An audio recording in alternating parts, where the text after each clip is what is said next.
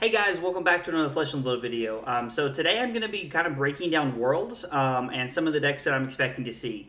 So I'm going to talk about Blitz, CC, and Draft. I'm going to be breaking down all of those in the big decks that I think there are to play. I honestly don't think there's going to be a banned and restricted announcement moving into the Worlds metagame, and we all know that Dynasty is not going to be available for Worlds yet. So I'm really interested to kind of talk about this and kind of break down the different decks and their strengths and their weaknesses and what I think might be able to take home Worlds. Okay, so now we're going to talk about kind of what most people are calling the boogeyman of the format. Oldhim is a force to be dealt with. Oldhim is really good right now.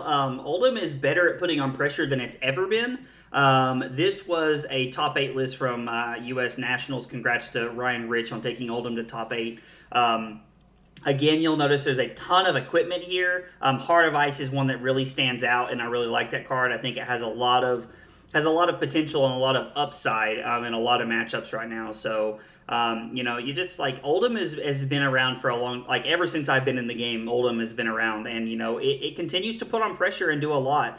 Oldhim can pivot very well from playing offense to playing defense extremely well, and I think that's one of the biggest things that it has going for it is that you can pivot in the middle of a game, and a lot of decks can't do that. So I think Oldhim would be a very good choice. I would say if you're going to take Oldhim to Worlds, to be prepared for the mirror and probably to look out for the Control Dash deck. That's probably a tougher matchup, or maybe not a tougher one, but a very close matchup.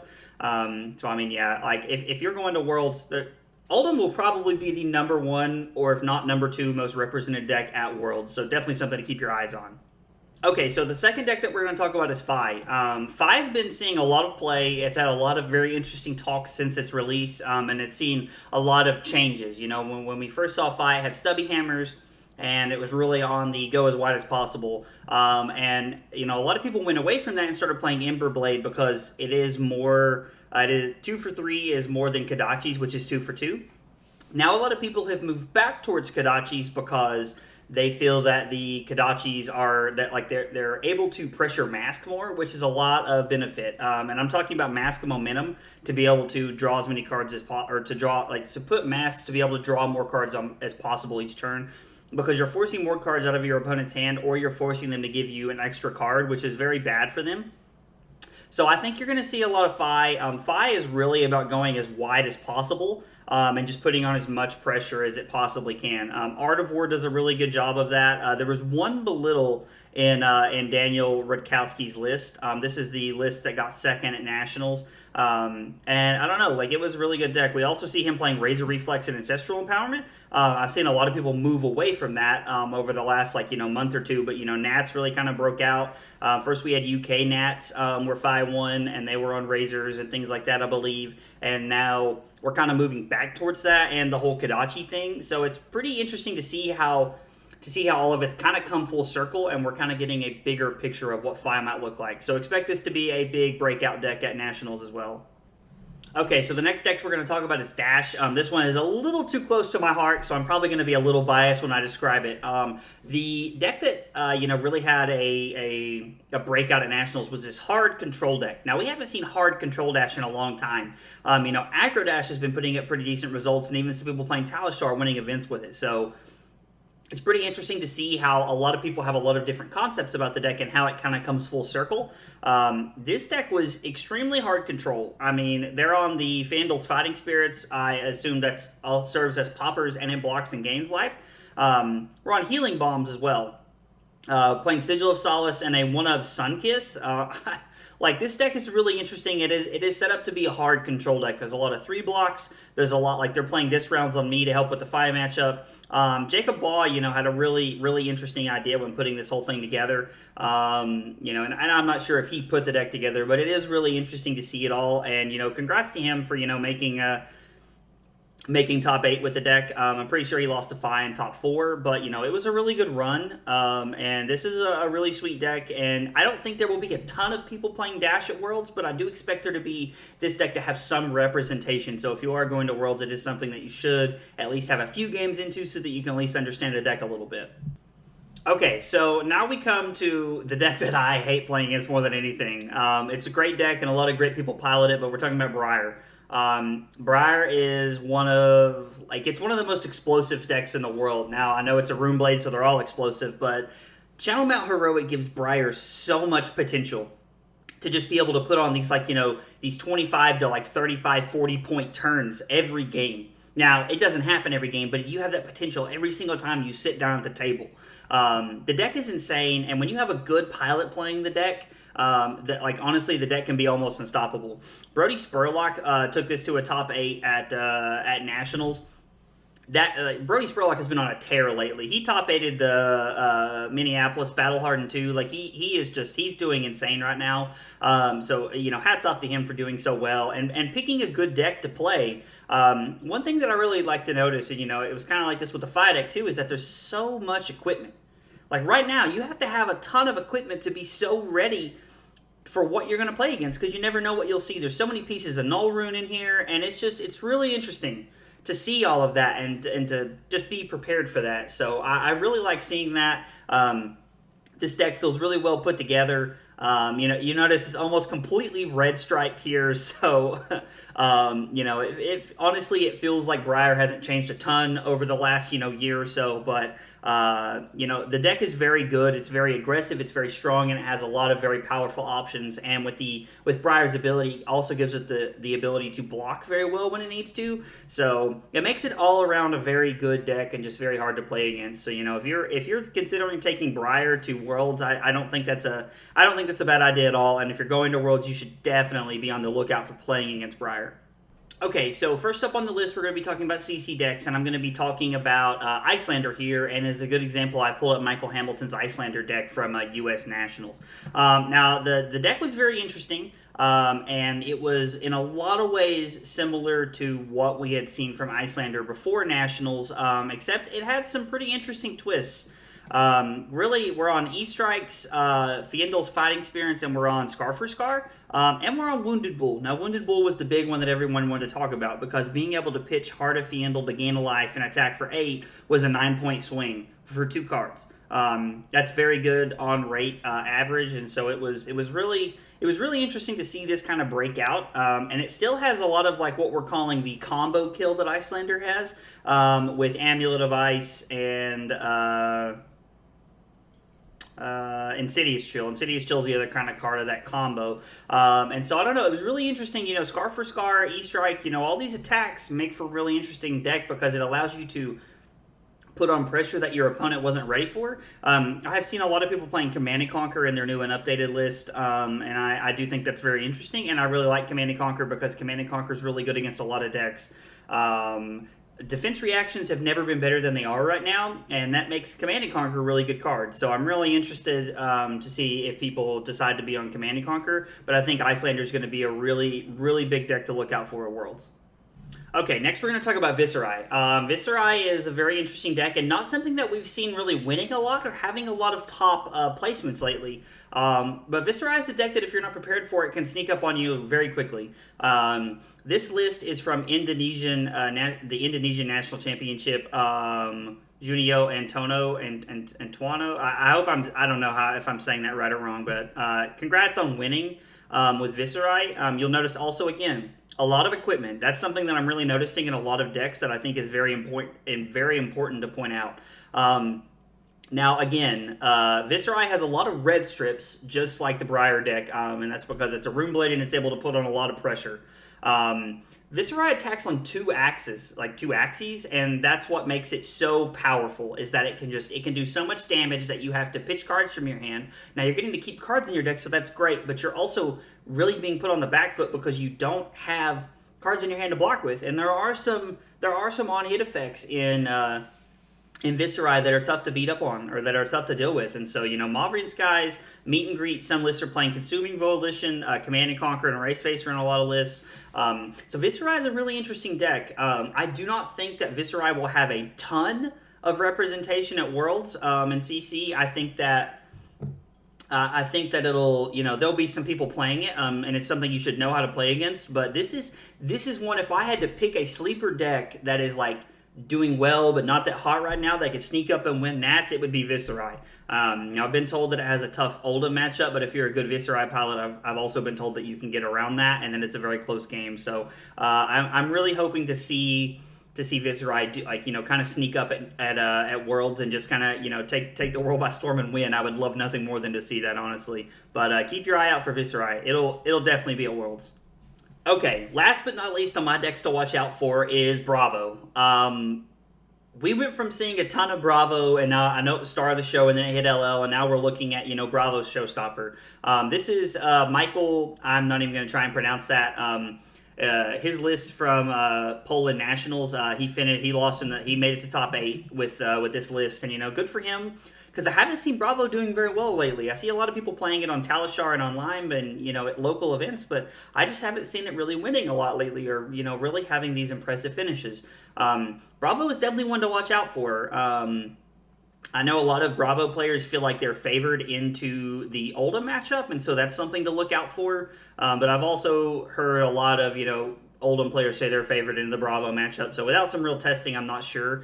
But again, one thing you'll notice is all of this null rune equipment here. All this null rune equipment, like, it's something we're seeing a lot of with Iyslander being so viable in the format right now. I think Bravo has a lot of very...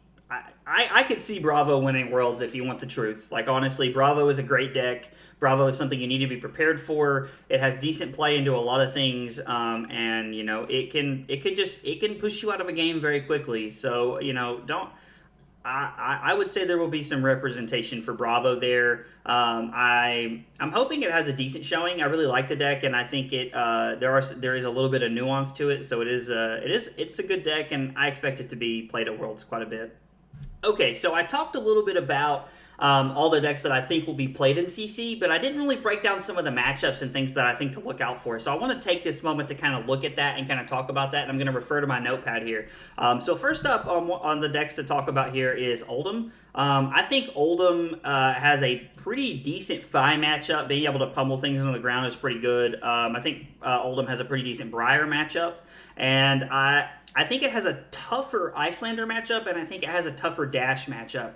Now, like, hard control Dash is tough to beat up on, and Iyslander just kind of combos it. I've been told by a few Iyslander players that it feels like autopilot, honestly. So Oldhim has some good and some bad matchups, and I think those will be things that if you're going to Worlds to kind of hone in on if you're looking to beat up on Oldhim.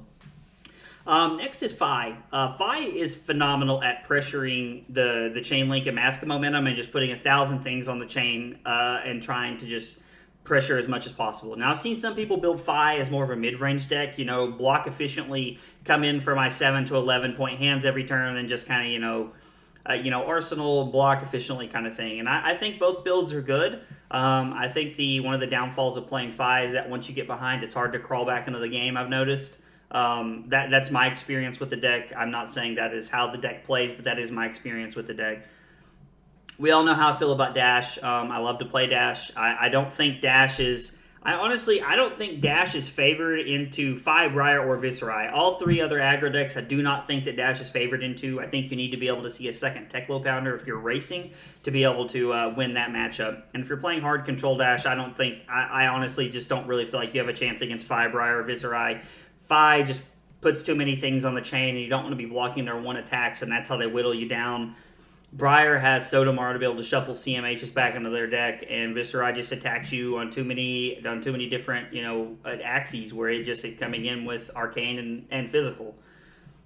Briar has a pretty good a pretty bad Oldhim matchup, so that's really something to look into. Now, Briar playing into Iyslander is interesting because Briar is playing more blues than it ever has. So it's interesting, and I'm not really sure how that matchup plays out, but I would like to see some of that gameplay. And I also think that Briar has some of the highest upside for racing decks, more than any other deck in the format. So I think if you're playing Briar, you want to be hoping to pick on the other aggro decks and kind of beat them out. Iyslander is interesting because I've been told that it has a really good Oldhim matchup, and that it's just kind of autopilot for the Iyslander player. Now, take that with grain of salt, because I've never really played a ton of Iyslander, but Iyslander is a little unfavored against aggro dash in my opinion, and then it's my experience that Iyslander can kind of just shut Fai down a little bit, and I think it can do the same to Viserai. But if some of those aggro decks have multiple blues and can kind of just push through damage, then it's really like Iyslander didn't really have a turn. Viserai is kind of an underdog of the format. I think it's. I don't know. Honestly, I don't really know what the matchups are like for this deck because it has so much, like, it plays really well off three card hands, but when you're forcing more than 2 cards out of Viserai's hand, or like when you're forcing 2 cards or more out of Viserai's hand, it doesn't really have much of a game plan. So it's kind of tough, and I think that's one of the main reasons that people have kind of been shying away from it, because Briar and Fai play better off like 2 card hands than Viserai does. Bravo is one of the most all-around decks. It blocks very efficiently, but it does not have Crown of Seeds, so it doesn't get to just transition like the Oldhim deck does. Now, I think Bravo can just pummel the aggro decks to death and can kind of just like push over the top and pummel them to death. It probably does not have a great... the 2 or 3 games that I've played with Bravo into Iyslander, I've won. And that's with no experience, so that could be because I'm playing against people who weren't great with Iyslander. It could be because Bravo has a good matchup. I think you just have to play it strategically. It's just something to think about. So that's kind of how I feel about all of the decks and their matchups against each other. Okay, so now I'm going to talk a little bit about Blitz, and kind of there's 5 decks that I really want to talk about that I think have probably one of the best bets of doing well in Blitz. The first one that I want to talk about is Rhinar. When you're in a format that only starts at 20 life and your opponent can just strip all 4 cards from your hand and come in for 20 plus points, like, you can just get cheesed out of the game in one turn. That can be a little frustrating. I've seen it happen to multiple people. It is something that can happen, so it's not something that happens every game, but Rhinar does have a lot of very upside potential, and I feel like Rhinar forcing you to block with cards that you might not want to block with is a very good thing. Second one I want to talk about is Dorinthia. I think with the bans that we just saw in Blitz, Dory's going to go back to being very good. Now, I'm not sure where that leaves the rest of the heroes, honestly. Again, this comes from my lack of knowledge of the Blitz format. I've not played a ton of it, even since I've gotten into the game. I play it during skirmish season, and that's about it. But, Dory used to be the boogeyman of the format, long ago. And so now I'm pretty sure that Dory's going to go back to being very good and having a very top class seat in the new Blitz format. Third on the list is Oldhim. Oldhim is just like in CC, honestly. Like, people can play aggro Oldhim in Blitz because you only start at 20 life and you dominate a few attacks and you win the game. Oldhim also pivots really well. Now, you don't have Crown of Seeds in Blitz, so that does make it a little hard to pivot and play the defensive strategy. But I do think that Oldhim is still very good, and playing aggro Oldhim does help beat up on some of the more aggressive decks, which you'll probably see a lot of in the new Blitz format. Fourth on the list is Fai. So Fai was hit in the banned announcement. I was pretty surprised to see Mask of the Pouncing Lynx go, but at the same time, I also think it was a good hit. So Mask of the Pouncing Lynx is a scary card because you only start at 20 in Blitz. Most characters start at 20. And if you only have 20 life to work with and you let your opponent hit you for a few and then they Mask of the Pouncing Lynx to go get Assault to Wound or a Lava Burst at the end of a turn, your whole life total basically just went away in one turn. Like, between that and Snapdragon Scalers, you can do so much damage in one turn in that format. So I think that was a very like heads up ban by LSS, but I'm also kind of sad because I really wanted to see like a Plunder Run Fai list do really well. And I'm still not convinced that Plunder Run Fai won't do well. Just because I think like Plunder Run is a Blitz legal card, and that's a deck that people haven't explored yet, in my opinion. Now, I think it could be cool. I have yet to take the time to put into that. I probably never will. I'm just not a Blitz person, honestly. But I would really like to see a Plunder Run Fai list do well at Worlds. That would be pretty cool. And then the fifth deck that I want to talk about is Iyslander. So Iyslander has been a very like S or A tier hero in Blitz ever since it's gotten all the support, and it's been really good and it's been insane. But Stormstriders just got I can't remember if it got banned or suspended, but Stormstriders is gone. in Blitz now. Like, and I feel like that's probably where like a decent percentage of the wins came from when we're talking about the deck as a whole. Like being able to flash in a channel like Frigid, or just flashing in anything. Honestly, is just so good. So I'm really curious to see if Iyslander can keep its percentage points and still perform like it has been. I'll be curious to see how that goes and kind of what happens.